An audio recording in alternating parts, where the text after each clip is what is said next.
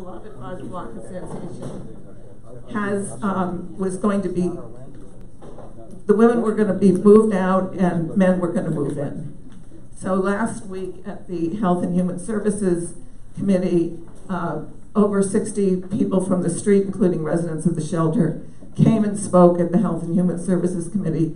A resolution was passed unanimously, and it will be coming before you tonight. Unfortunately, there are not just rumors, but word on the street that women may be moved out tonight. So the Block Association is having a vigil up at 107th Street. Kurt is here representing the Block Association and wants to return to the vigil. So I've invited him to speak first, and then go back to the vigil, and then we will vote on this when it comes up in the Thank you.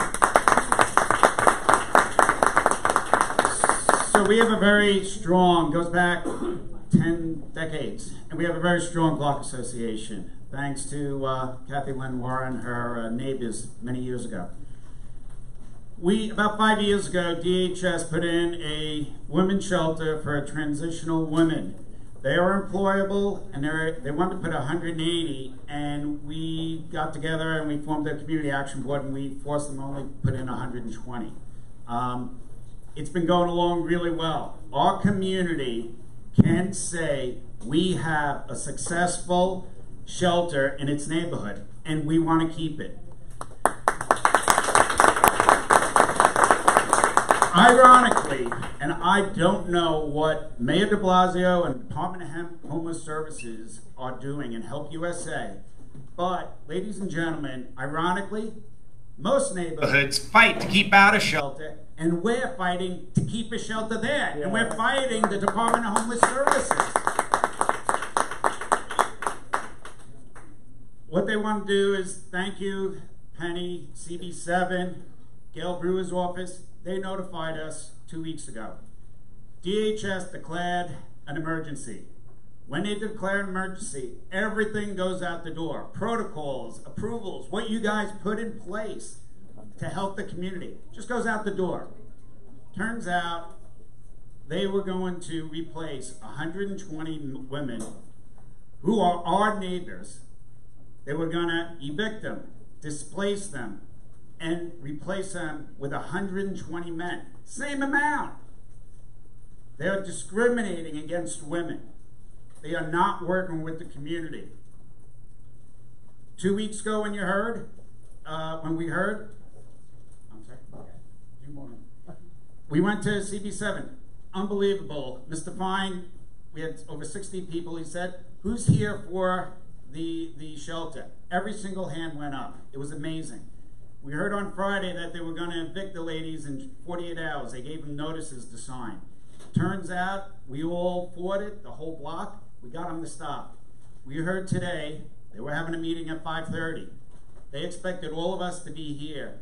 We heard about it from the residents. They're crying. They're pleading with us to help. Peter Onstedt and the whole entire block, emails were going around like you wouldn't believe. We have a protest going on right now. Peter tried stopping, along with other neighbors, from it going out. Turns out they backed out of our street. So we're going to be going back to protest. We have Channel 7 there, 1010 Winds is there. We have a lot of press helping us.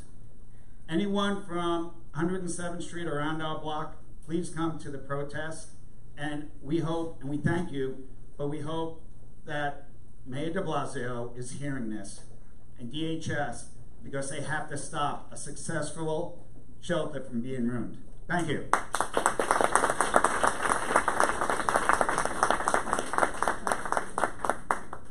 I see Councilmember Mark Levine is here. Okay.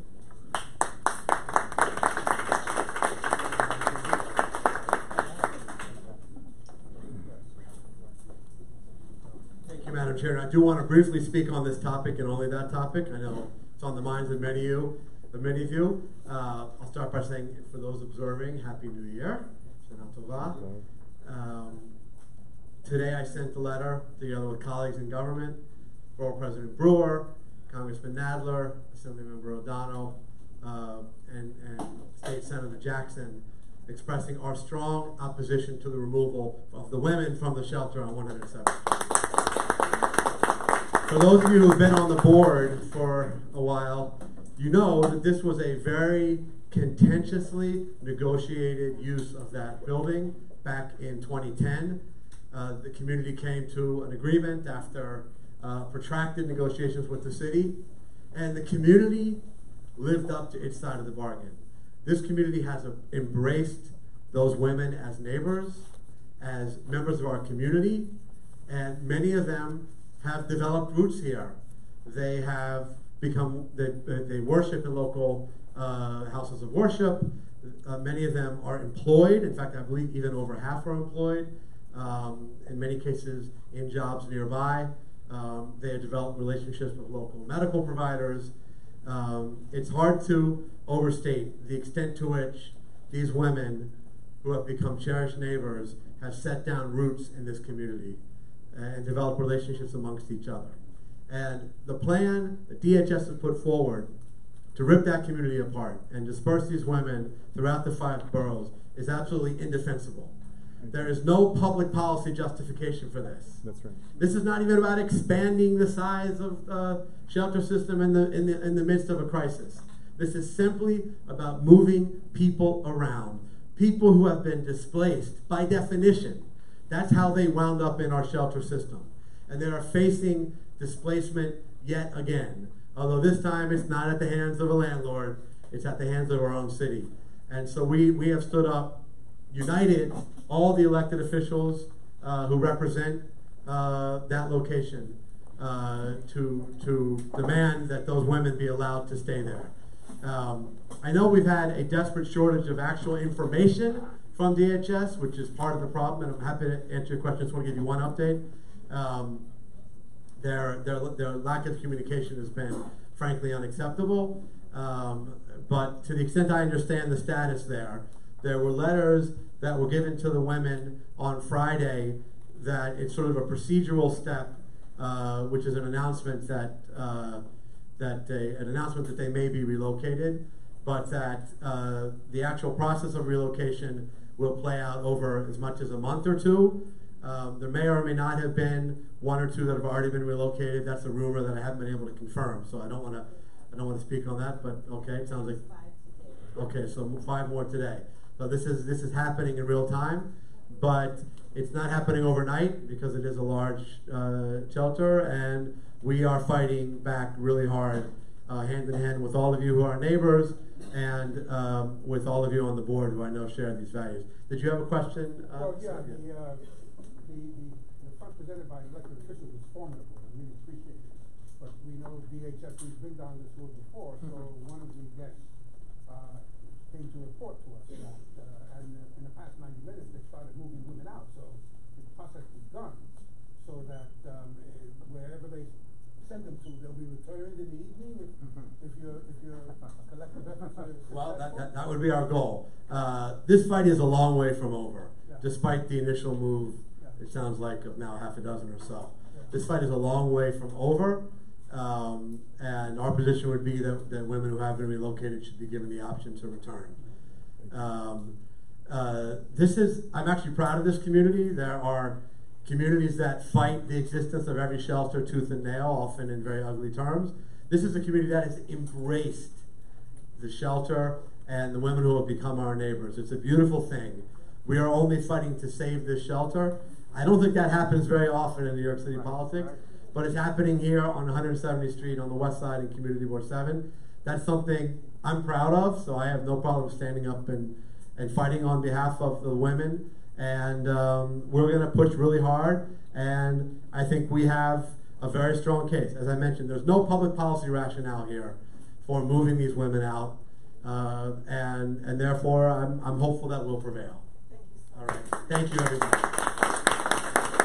Congratulations, Madam Chair, on what I believe is your final meeting, and it's been an honor to have you in this role. We look forward to your continued leadership here in the neighborhood. Thank you.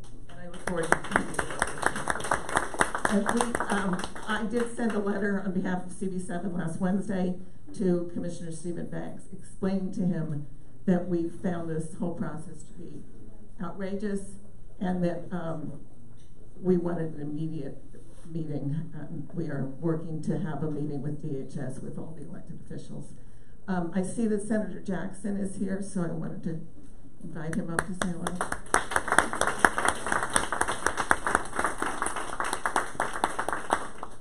Good evening, everyone. Good evening. So when I walked in, Mark was talking about the 107th Street shelter, and the letter most of you see here does not have my signature on there. That's because my chief of staff communicated with Gail Brewer's office. We only got it today. And she turned around and said yes to sign me on to it. And they said, then subsequently they said that the letter had already gone out. So the communication was loud and clear. Let me just say to you that I read the letter, and obviously if there has not been any engagement from day one about the process, that is totally unacceptable. And listen, we have a fight also up on Audubon Avenue. As you know, there's the homeless shelter at 168th Street and the Armory that used to have 2,000 people in there. Now it's down to about 200. But obviously the issues and concerns, I don't need to tell you what the issues and concerns are. You know like I know.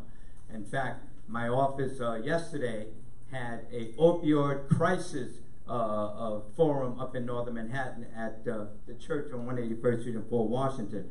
But they had said that they were putting a homeless shelter out of a parking lot, rehabbing it for 175 men and on Audubon Avenue between 177th and 178th Street, which was totally unacceptable to the community, considering that we were not engaged in the process at all, and we were told. But then the regulations, my understanding is that the D8, Department of Social Service,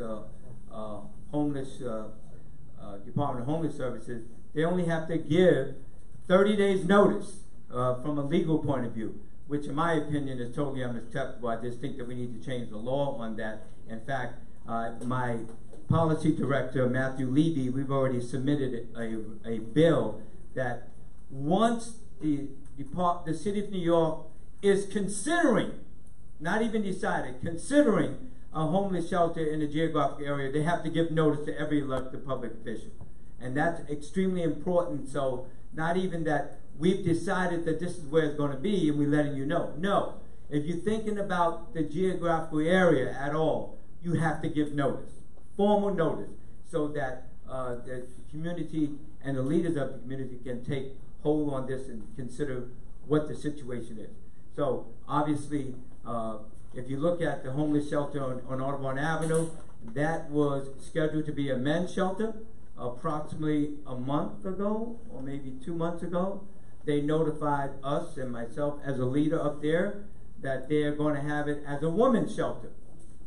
Now I say to you, I don't know if that's a switcheroo. Now and I'm giving it to you straight as can be. No BS. So, well, when I heard about this here, they said that they wanted to talk to me about the fact that 107th Street, which is the women's shelter, they were going to switch that to a men's shelter. And now I hear that no consideration was discussed at all. So that's the situation that I'm in, you understand? And quite frankly, I support both the Washington Heights community and I support the Upper West Side community in its decision as to what we want to do with this. Obviously, they have told us from day one that the hardest individuals, to place are men. And obviously, for me, I can give you more than a dozen reasons why, but obviously you know just as well as I do. So that's the update as far as I know overall. I know you agree with this because I know who you are and know where you've been. That the community board should be informed along with the elected officials. Well, I don't think informed. They need to be consulted way in advance. Oh, yeah. Way in advance. Same thing. That's important to me.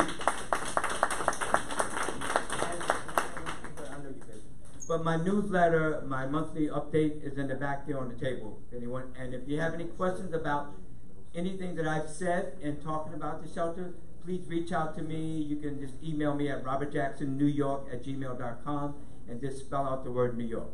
Thank you. Our next speaker is Jack Campbell from New York.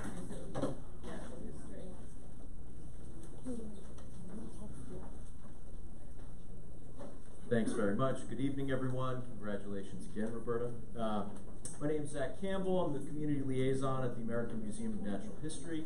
I'm here to provide our monthly updates on the Gilder Center project. Last month, I had reported that we are approaching the end of the removals phase and would soon be transitioning to excavation and foundation. 2 of the 3 buildings slated for removal, buildings 15 and 15A, have been completely removed, and the concrete structure of building 16, formerly the glass pavilion, is being taken down, and that's ongoing. It's expected to be fully removed within a few more weeks. As I previously reported, we're going to be transitioning into excavation and foundation. The beginnings of excavation and foundation involve bringing additional machinery on site.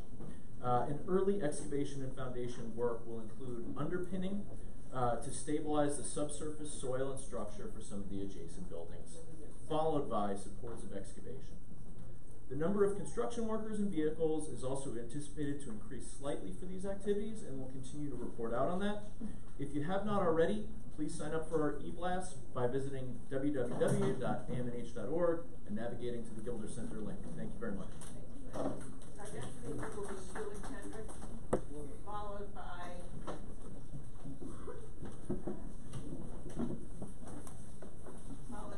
Peter Arnst.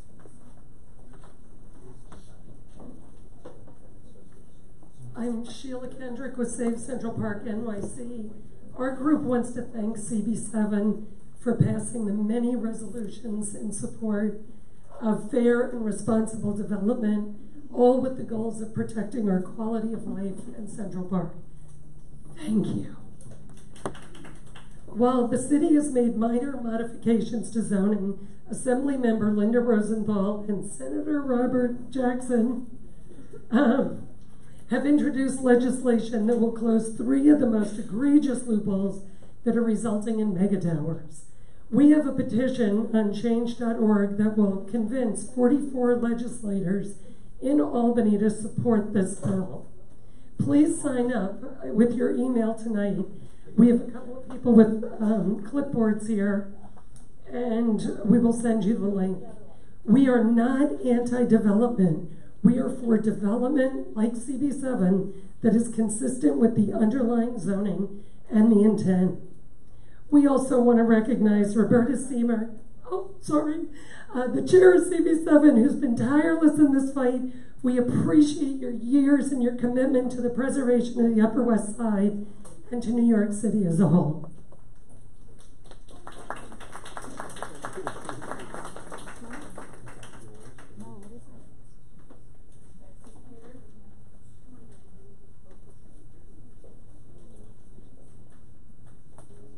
Good evening, Peter Arnson with the Columbus Amsterdam Bid. I'm here to speak about events. Before I do, I've got to speak a little bit about 107th Street.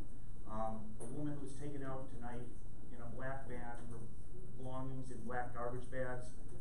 The car backed down the street because it wouldn't go past or through us. But they intended to empty the building by Friday. The women are being threatened with being removed from the system if they don't sign papers saying they agree to be moved to disparate parts of the city. One of the women who works in the neighborhood is being moved to College Point, where there's no good transportation and a ride, and will lose access to programs that she's a part of and to the people that she serves in the neighborhood with her work. I'm upset. Anyway, for events, where do you start? There's this in the back of the room, and there's also a flyer about BAIP, Bloomingdale Aging in Place, and how they were formed as a neighborhood group to serve their neighbors. That is going to be happening here in October. The other thing that I'll mention is that Day of the Dead will be coming up, and one of our local restaurants is doing some things with that, and we are collecting people to be tree stewards to work with the trees in our neighborhood and try and keep them alive, which is particularly important over the last couple of weeks where we haven't had rain.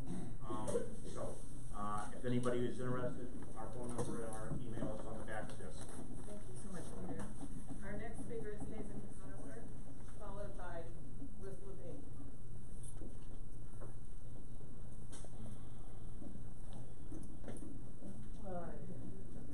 speaking this quickly. But hi, my name is Hazen Kyler. I spoke last month. I'm the artistic director of a theater, film, art, and music company called the Greenhouse Ensemble. And right now, I spoke last month about we're developing alongside Goddard Riverside and the Bernie Wall Center a Upper West Side theater and art district, which we want to be the home and the hub for independent theater, independent artists from around New York to be able to come to the area between 96 and 86 to create a beacon for audiences and artists.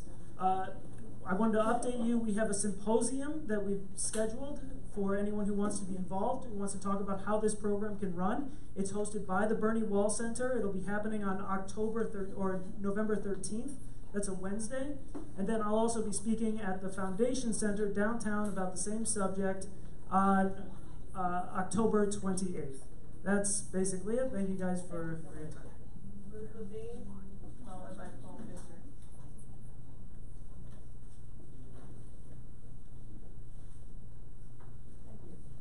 I'm Ruth Levine. I reside at 303 West 66th Street. That's the building west of West End that's directly across from the ABC building.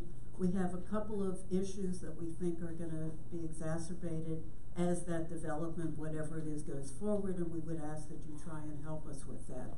We find it already increasingly difficult to exit the driveway safely.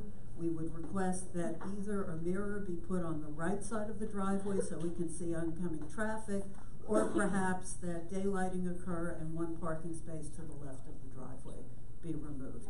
The second concern that we have is with the sewer basin, which is located to the right of the driveway.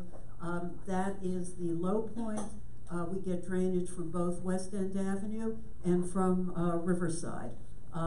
Particularly as the park is finished at Riverside and we get more impermeable surface, we expect that sewer basin will continue to be backed up, and we would like that addressed.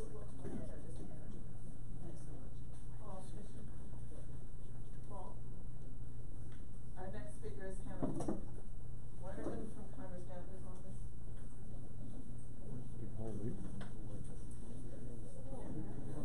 Oh, the call's over there.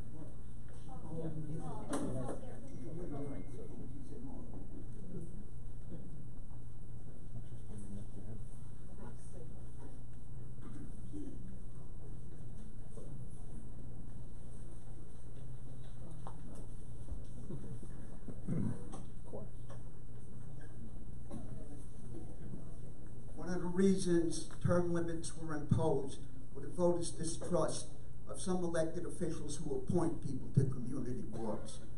That's why I think that the chair of Community Board 7 should have 2 one-year terms and not 3. That would add to our diversity and give more people an opportunity to serve.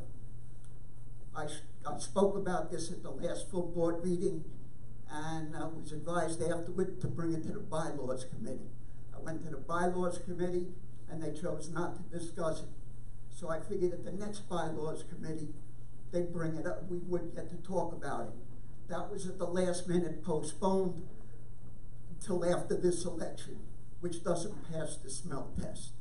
And so I think before we vote tonight, we should vote on whether we want the chair of Community Board 7, whoever it may be, to have a 2-year term or a 3-year term.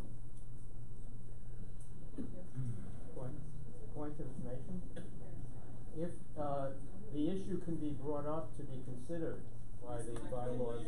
Well, okay, so the Bylaws Committee will take it up, but the way the Bylaws Committee is working is they're going section by section, and so when they get to that section, they will certainly, that will be one of the things that they will discuss.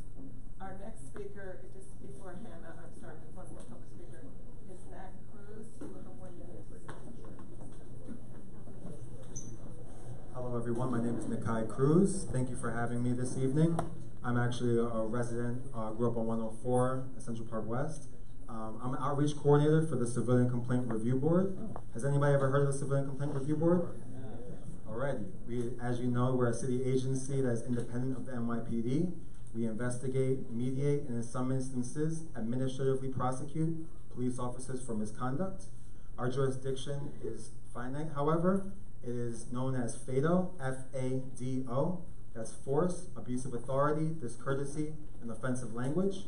You can file a complaint if you witness or you feel you've been mistreated in any way by calling 311 or by calling our 1-800 number. You can also go to our website at www.ccrb.nyc.gov. And lastly, of course, you can file your complaint in person at our office at 100 Church Street downtown or at your local police precincts. I have business cards available and more information if you'd like to reach out. As I said, I'm an outreach coordinator. My team will come out to your communities, no matter if that's a school, a house of worship, or a house party. Nights and weekends, we are available to present this information to the public. Also, we are on the ballot this year.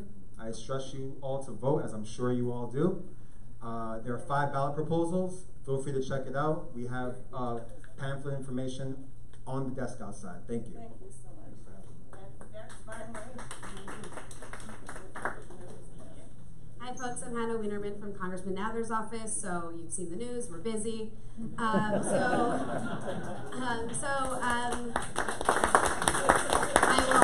your applause to DC. So Chairman Nather and the Judiciary Committee is continuing to collate and investigate and turn over their best evidence for possible articles of impeachment. Stay tuned. Once I know, you'll know. I'll make sure to give a nice update.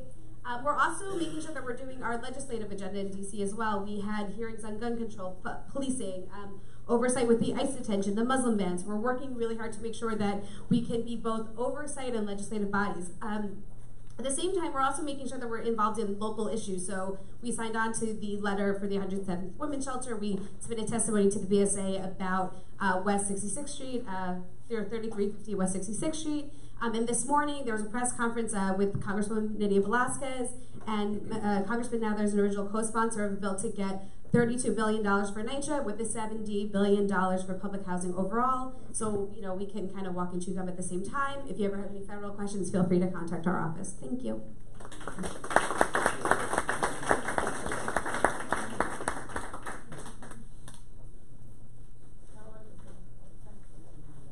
Councilmember Helen Rosenbaum.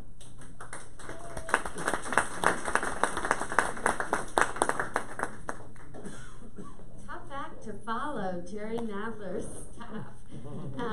We are all counting on him, so that's rough for me, but happy for him, and he'll do a great job. So hi everyone, how are you? Happy fall, happy new year for those who celebrate.